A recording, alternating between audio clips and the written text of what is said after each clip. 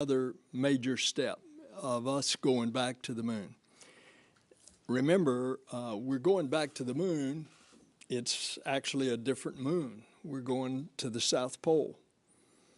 We're going to see several spacecraft, some too, perhaps, from other nations that are going to be landing on the South Pole in the near future, perhaps this year. So there's a renewed interest in the moon. And of course, it's there because the potential of water. And if there is water in enough abundance, then you have the potential for hydrogen and oxygen, which would fit in very nicely with why we're going back to the moon this time after a half century. We're going back to learn to live in a deep space environment for long periods of time so that we can go to Mars and return safely. Now, along the way, there are going to be several scientific excitements, the development of new tools, the development of new implements, the development of new procedures, all of which it's in this Moon to Mars program. And that's the goal. We're going to venture out into the cosmos.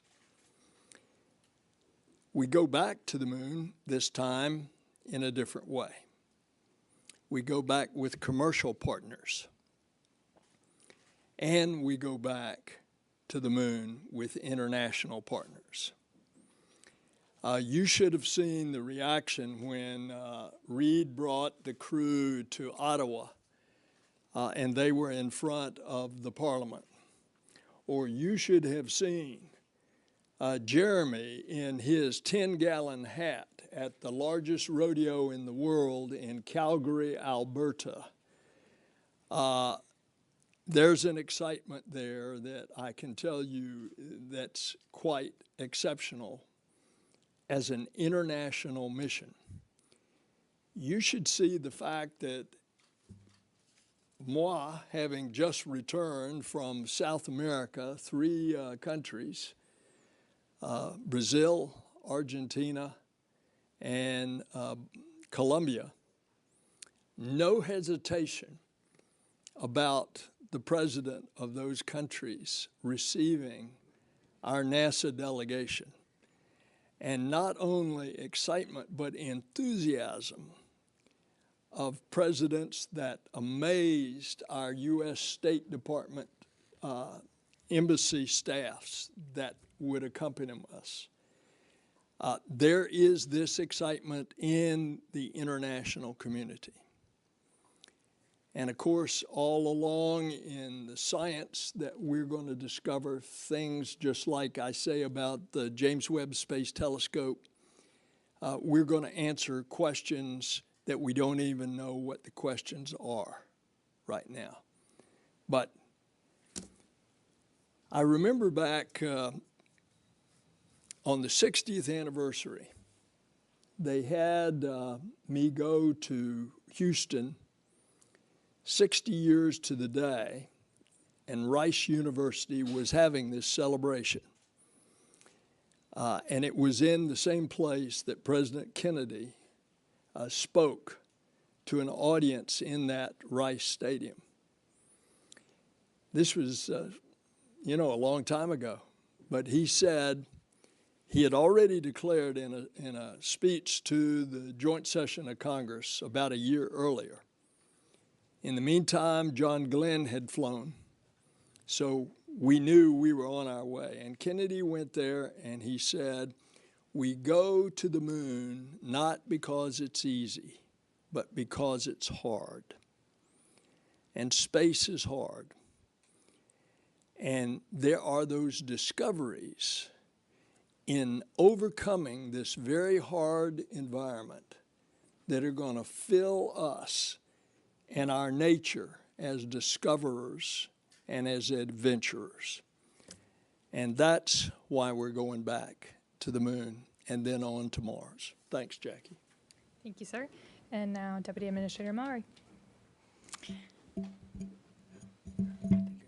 Is it on? Okay, great. It is really a thrill for Bill, Bob, and I to be here with the Artemis II crew to see their flight hardware. I think it brings back happy memories for the three of us of seeing our flight hardware, but also a shiver down our spine as we step forward into the next chapter of our destiny in human spaceflight. So we are going to stay, as the administrator said. That's very important, and we have the hardware, not just for Artemis II, but for flights all the way out through Artemis 6 already in work. And that's very significant. We've been spending a lot of time the last couple of years to really focus on what are the objectives that we need to prove on the moon. What exactly do we need to learn before we're ready to go to Mars? And this is a crucial first step along that way. One of our North Stars is science. That's why we explore, to learn more about the universe, our solar system, our Earth, ourselves. And there will be some exciting experiments on Artemis II, mostly focused on radiation and crew, because we now have the opportunity to have a crew that we have to advance this particular kind of science. But I do want to say for a moment, personally, as a test pilot, how important this mission is for test flight. All the things that we want to do with this vehicle, we have to understand that vehicle and its capabilities and push its envelope in order to achieve all the things that we hope to do with it in the future. So that is the critical focus of this mission, is to do that test flight, to push the boundaries, to learn about this vehicle and its capabilities, so that we can continue to do amazing things on the surface of the moon and then eventually on Mars. And this is the beginning of that cadence, and we're excited to be here today to see us off on that first chapter. Well, I just want to say that it's always great to come home to Florida and KSC. This is where the action actually is, and not up in Washington, although it's a different kind of action up there. And it's great to see the crew. It's great to be part of this leadership team. This is our crew up at NASA headquarters, and I can't think of a finer team to be a part of than with these two. This crew down here, they're something special. They are really great people, very accomplished. And seeing them see the spacecraft, you know, I know when they saw it, it makes it real. They know that they've got a mission that's coming up. You know, I think back to when we were seeing the modules of the International Space Station when they were just an aluminum shell, and watching them come together and be completed. We knew we were going to have a mission when we got to go up and assemble the space station. It really makes it real. And they got something to look forward to, and I envy them. I know these guys really well, and I'm very concerned about their health and safety. And I want you to know that as we move forward, going to the moon, going to the South Pole, safety is going to be paramount. It's not without risk, but we're going to do our very best to understand all the issues, the risks, to mitigate them as best we possibly can to ensure the safety of this crew. And that means a lot. And I want you to know, having lived through Challenger as a young astronaut candidate and through Columbia in a senior leadership position, we're going to do our absolute very best to ensure that when they strap in, we have done all that we possibly can to ensure their safety. We're learning a lot from the first Artemis test flight, Artemis 1, and that's going to help prepare us for Artemis 2. And Jim Free, my good friend who's leading this exploration effort for us, will share more about that. It's great to be here. Thanks. Thanks, Bob. Good afternoon, everyone. Great to be here. I guess I'm my own crew here because there's a crew there and a crew there. No, it's really great to share with you where we are with the hardware. We recently, towards the end of July, completed our post-flight assessment review from Artemis 1. That's where we go through all the mission objectives, look at open items and anomalies, and trying to decide if we're on the right path for Artemis 2. We looked at a number of things that have been open, the heat shield, an electronics box on the service module, and some of the release and retention bolts. Probably the highlight things. I think we have plans forward with all of those. We still have to get to to root cause before we get to flight rationale. So to Bob's point about safety, that's one of the things we need to get through. As far as overall, we're still working towards the end of November for 24 for Artemis 2.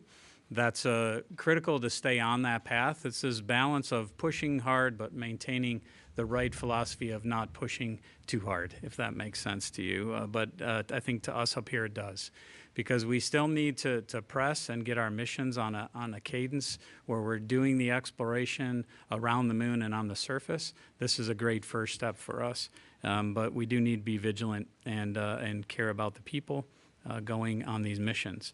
We do have a number of weeks of risk to that date.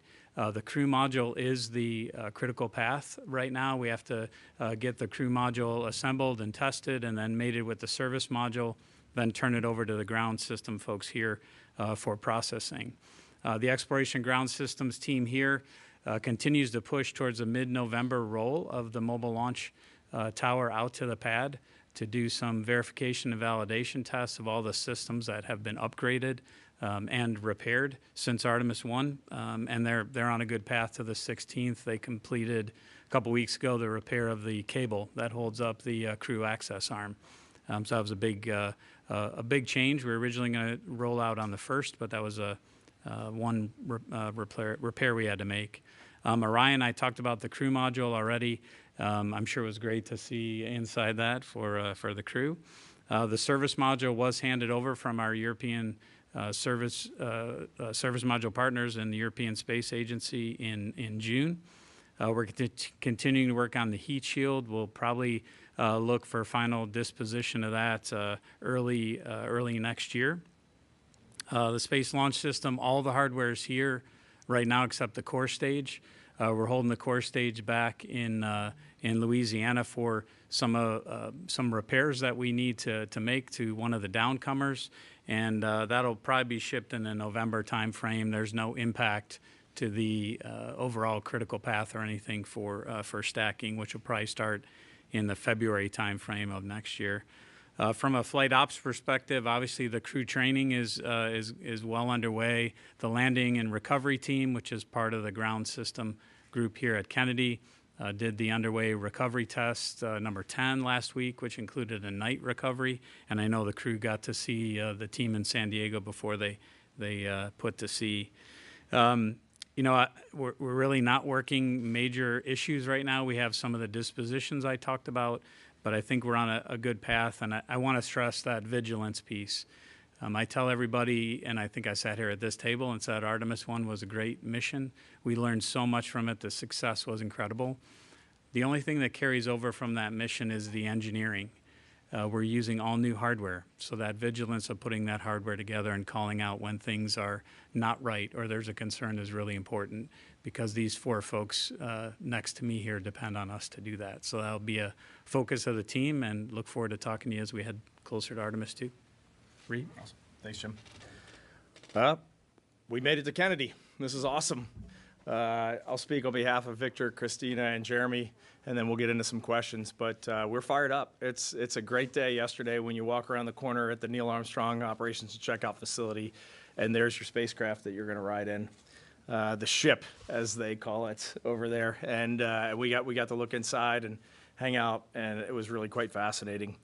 We've been busy since April 3rd. It kind of started with a bit of a media blitz, but then we got down to work. We've been studying spacecraft systems at the Johnson Space Center. We have gone out to Denver to visit with the Lockheed facilities out there and meet the engineers that are working on the vehicle from the software, controls, and displays. As Jim said, we were out in San Diego working with our beloved United States Navy and the rescue and recovery forces that are working alongside NASA. And now here we are for our first visit as a crew to Kennedy Space Center. I think I want to touch on just 2 quick things. First, we get asked often what the measure of success for Artemis 2 is. And to the 4 of us sitting here, the measure of success for Artemis 2 is seeing our colleagues on the lunar surface, seeing our colleagues assembling Gateway, and then seeing people that are following in our footsteps walking on Mars and coming back to planet Earth. Like, that is the measure of success for us. Artemis 2 is the tiniest footnote in the Artemis campaign, and that is really what we believe. And every day that we go to work, we're looking at this vehicle for the future. We're not looking at this vehicle for Artemis 2, and that means a lot to us. The other thing that I wanted to say, because it's really struck us, is we hear about the hardware, and it's real. Most of you saw it this afternoon with the spacecraft. Those that have been to Michoud have seen the booster. Out in Utah, our solid rocket booster segments are getting ready to be shipped down here for stacking. But as we go around and see the hardware, the thing that blows us away is the quality and the youthfulness of the people that are working on this program. These Americans, these Europeans, our Canadian allies to the north, when you get in these small rooms of 15 to 20 people and you see not only how hard they're working, but how motivated they are, how excited they are to be a part of this every single day. I wish every American, every Canadian, every European, everyone that's a part of Artemis, I wish they could just go see what we get to see, the quality of these people. It is totally awesome. Thank you. Thanks, Reed. And now we'll take your questions. For those of you joining us on the phone, you can press *1 to join the queue. And for those of you in the room, if you could wait for the mic to reach you. First, we have a question with Marcia Dunn with the AP. Marcia Dunn, Associated Press.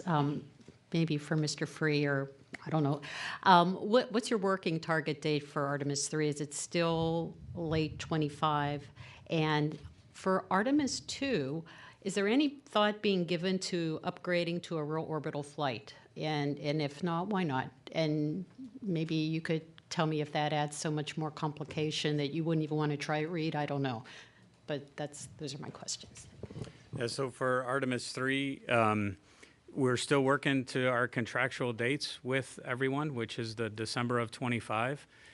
We did receive a updated schedule from SpaceX that we're looking to get some more detail on. We were at Starbase a couple weeks ago and really spent some time going through their major milestones to the Artemis 3 mission, which includes a prop transfer mission as well as the uncrewed demo. So really kind of sharing our philosophy, their philosophy, where they are with the hardware, trying to understand their schedule some more. So I think we'll look at that and update around that in the near future after we have some time to digest it.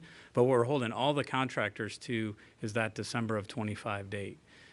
We may end up flying a different mission if that's the case.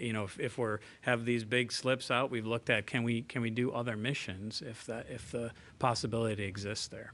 But right now we're still trying to look at their schedule. The spacesuits are heading to PDR in October, so that's obviously another piece of hardware that is on the path, the critical path to that mission.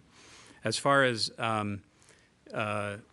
why not do an orbital mission? I think this mission was designed with safety in mind. So we're going to spend that 24 hours in Earth orbit. That was the first gate of can we get all the systems checked out before we're committed to go to the moon. So that was the first aspect of safety. The second was what can we do to make sure that we can get the crew home safely, even if we lose all the propulsion capability on the Orion main engine. So we're going to do that burn and do the lunar gravity turn so we don't have to take that risk. So everything about risk, even the crew size, we try and focus on what's the right crew size for all the tasks that we have to do versus the risk that we put them at to fly the mission. No. I don't know if you want to address The only thing I'll add is every day I go to work, Jeremy tells me that we're putting this thing into low lunar orbit, and I keep telling him, no, we are not, because we are doing the highly elliptic orbit using the interim cryogenic propulsion stage, and our TLI will be done on that European service module built by Airbus, and we're going to use our prop there. We're going to use it smartly. I look at this mission profile as 3 orbits of Earth, and I really like the way we build on it. Our first orbit is 1,200 nautical miles. We get that first 90-minute checkout of spacecraft systems, and if there's something that our mission control teams in Houston don't like, we come home.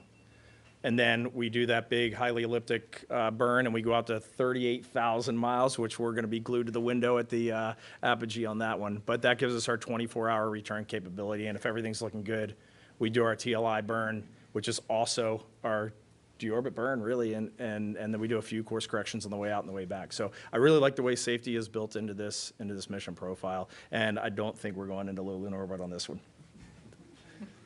Thanks all. Tom Costello with NBC, here in the middle.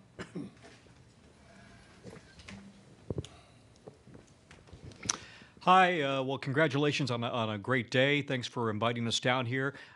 Senator Nelson, to you, there is some discussion about the fact that America isn't the only one aiming for the South Pole right now. Potentially, you've got the Chinese also targeting the South Pole, and maybe even the Russians. Can you give us a sense of what is in play here in terms of the geostrategic issue and needing to get to the South Pole? And is this a competition to see who gets there first and who would have access to that frozen ice, to the water? We're in a space race with China. You see the actions of the Chinese government on Earth. They go out and claim some international islands in the South China Sea, and then they claim them as theirs and build military runways on them. It's called the Spratly Islands. So we want to make sure that the ideals of the Artemis Accords, which now have 28 countries have signed, and there will be others that will be shortly following, those ideals that we have the peaceful and cooperative uses of space together internationally. That's basically the framework of the Artemis Accords. So naturally, I don't want China to get to the South Pole first with humans and then say, this is ours, stay out, like they've done with the Spratly Islands. You look at pictures of the South Pole, it's not like what you saw where Neil and Buzz were landing, constantly lit from the sun, a few craters here and there. The South Pole of the moon is pockmarked with deep craters. And because of the angle of the sun coming in, most of those craters are in total darkness the entire time. So it lessens the amount of area that you can actually land on and utilize. And if indeed we find water in abundance there that could be utilized for future crews and spacecraft, we want to make sure that that's available to all, not just to one that's claiming it. Now, you mentioned Russia. As a matter of fact, Russia has just launched a probe to land on the South Pole. We wish them well. As you know, we've had a cooperative relationship with Russia ever since 1975 in Apollo-Soyuz. We built the space station together. We operate it together. But I don't think that a lot of people at this point would say that Russia is actually ready to be landing cosmonauts on the moon in the time frame that we're talking about going to the moon, or that possibly China would be. And so I think the space race is really, Tom, I think the space race is really between us and China, and we need to protect the interest of the international community for exactly the reasons I've laid out. Thank you, sir. Next question, Kristen Fisher with CNN, here in the front. Thank you. Jim, my question is for you, and I just want to follow up on Marcia's question about the timeline for Artemis 3. Back in June, you said that you were really concerned that SpaceX's Starship won't be ready in time and that it could push the first launch attempt into 2026. And so I'm curious, after your trip to Starbase, has that level of concern grown, diminished? And if you can give us any insight into what your conversations with SpaceX are like right now. Sure. So I don't. they need to launch, as I said back in June. They need to launch multiple times, not just for us, but for them. And then they need to launch multiple times for us. So we really want to see them find the success in their launches, including the next one, which I know they had a booster fire for the other day. I think my concern is the same because they haven't launched. And now our insight that we got from our visit there was tremendous. We really spent, I think it was a 12-hour day. We got to see some of the hardware, but most importantly, our teams had the chance to talk and go through the details of that cryogenic propellant transfer mission, the ship-to-ship transfer, which is the next big milestone in our relationship with them. It's a kickoff for one of our design reviews. We got we were able to convey for them the importance to us of talking about the whole picture. The administrator, I think, gave you the big picture. We need to talk about what it takes to get those people on Artemis 3 to the surface.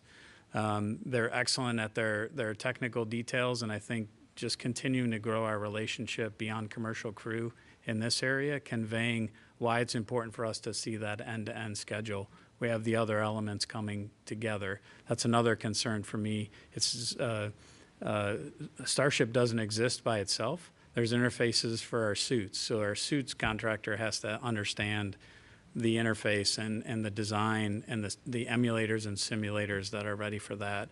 Similarly for Orion, we need that interface to be worked. So I think we have a better understanding in the big picture, our relationship, our needs.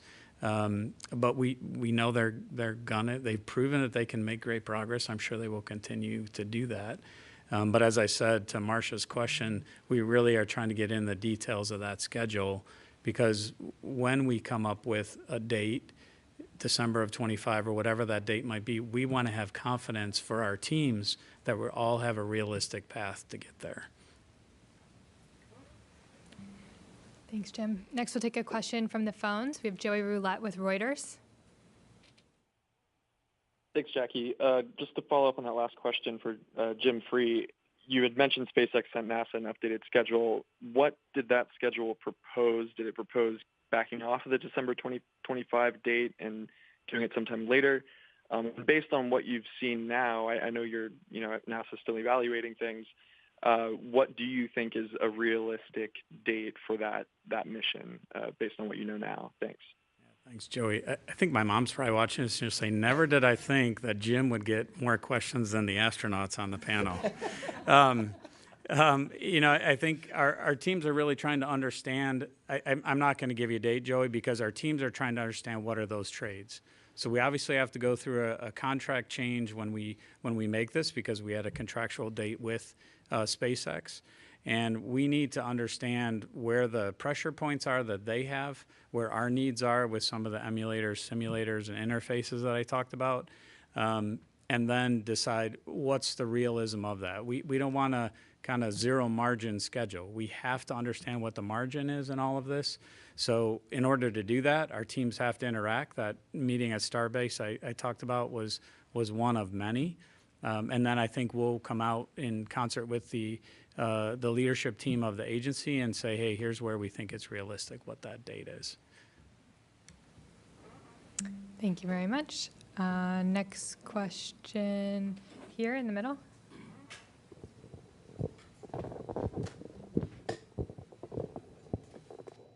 Hi, Philip Sloss, of course, for Mr. Free. You were talking about the issues with Core Stage 2, Michoud. When do you expect the stage to be ready for the engines to be installed? And if you have, understand you still have a decent amount of margin in that schedule. What's the need date that you need the stage here at KSC? So with stacking happen in February, that if it's not here in February, that's where it'll start to impact the critical path. But the Boeing team down in Michoud has a good handle on the work. This is a different flow than the stage went through the last time, because the stage the last time went down to Stennis and went vertical and had some traveled work with it there. Whereas this time we're doing all of that work at Michoud. So it's a little bit different flow, and we don't want to push it down here and then have traveled work down here that That then brings the team from Michoud. We want them to do it. It's a little more challenging at Michoud because we have to rotate the vehicle, whereas if it's vertical, you can kind of get to all sides of it at one time. So it adds a little bit of time to it, but we feel like the best place to do that is Michoud, so we'll leave it there. But I don't expect it to go much past November. This last little issue we had on one of the downcomers was really minor in the grand scheme of things. But I don't see it pushing much past November. Thanks, Jim. Here on the left. Stephen Clark, Ars Technica, another one for Jim Free. You mentioned several weeks of risk to the November 2024 date. Do I take that to mean that you have several weeks of margin or several weeks of negative margin, so to speak, for that late November date? It's negative margin, yeah. And would you characterize the heat shield issue as sort of the largest unresolved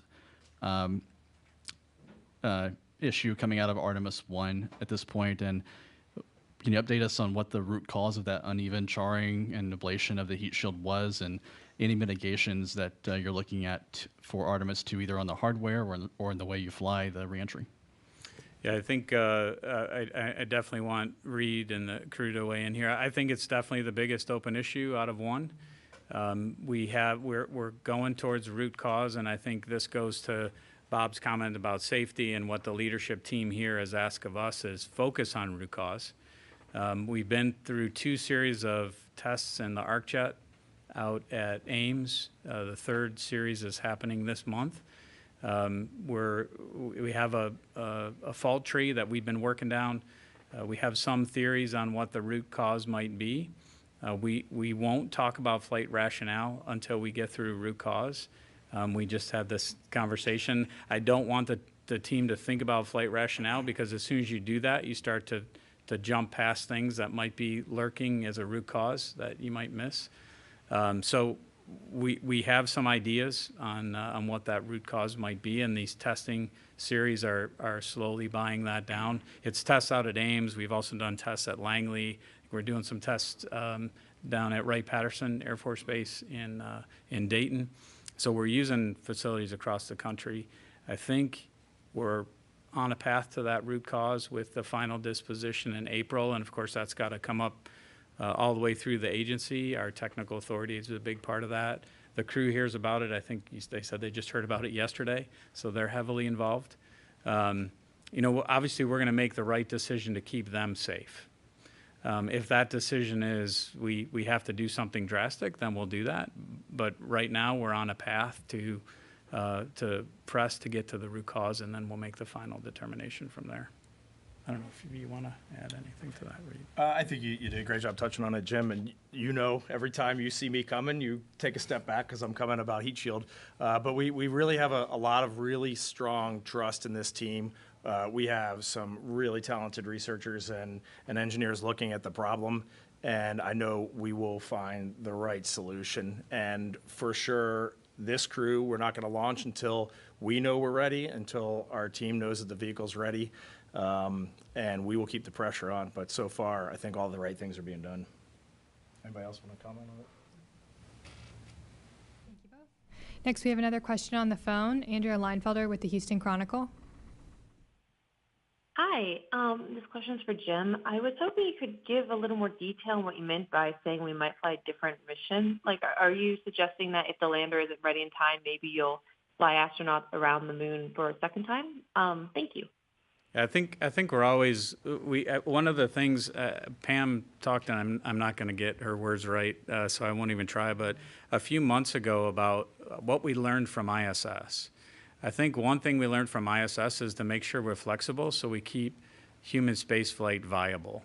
And one of the things that ISS did was really look at the assembly sequence as hardware was available and it wasn't. I think it's incumbent upon us to do that. That's what I was referring to, is we're trying to look at all the missions we could fly to keep learning. We may fly 2 and want to fly a different mission for 3 because we want to understand how the system works better. I don't want to look at it as a negative of, hey, we might not fly 3 the same way. For me, it's continuing to learn, to do exactly what Reed said, so that eventually we're putting humans on Mars. We're not going to accomplish everything in one mission. We shouldn't expect to. What we should do is expect to fly it safely and advance our cause of understanding, to do our science, but cause of understanding of our vehicles and systems. Thanks, Jim. We have another question on the phone from Sarah Derry with Radio Canada.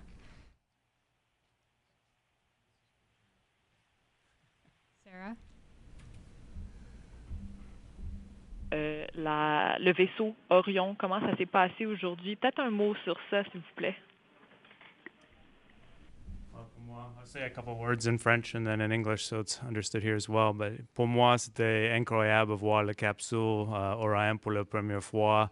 C'est la première fois que j'ai vu dedans la capsule et c'est magnifique. Et seeing the capsule for all of us sent shivers down our spines as we saw it for the first time inside, and real flight hardware made a real impression. And something that has kind of stood out for me over the last couple months as we've been getting into the systems, digging in deeper to the systems, is that I already knew going to the moon was hard. Administrator, you talked about it. Kennedy talked about it. That's why we're doing it. I already knew it was hard, but boy, it's harder than I thought. As I start to look at all the systems and all the people trying to get to the solutions that we need to really get to the moon and get back and still be breathing when we land in the Pacific Ocean, it makes an impression. And when we're talking about timelines and stuff, what's so obvious to all of us behind the scenes when we see it day to day is the success is not in the final solution. It's not in the touchdown or the launch date. The success is in the learning that's happening like right now. Like learning is happening right while we're sitting here in stuff that is going to serve us on our ultimate objective, which is to get to Mars. Here on the right, you to say?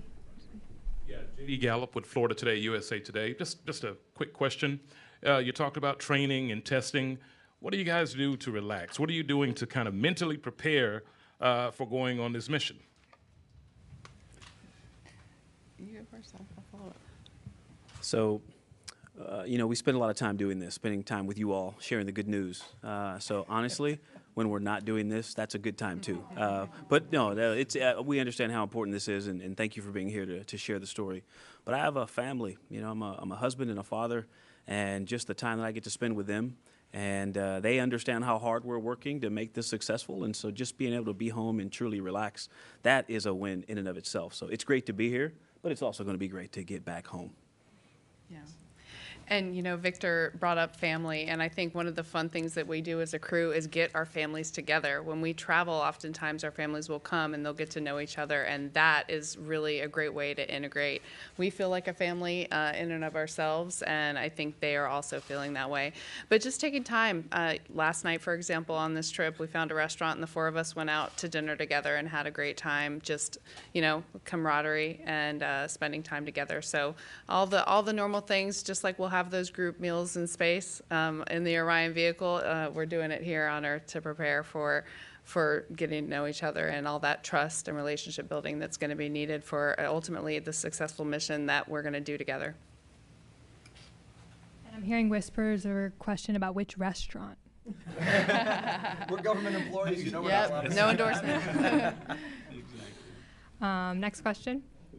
Richard with the Orlando Sentinel. Hi, thanks. And this is for the astronauts. Sorry, Jim.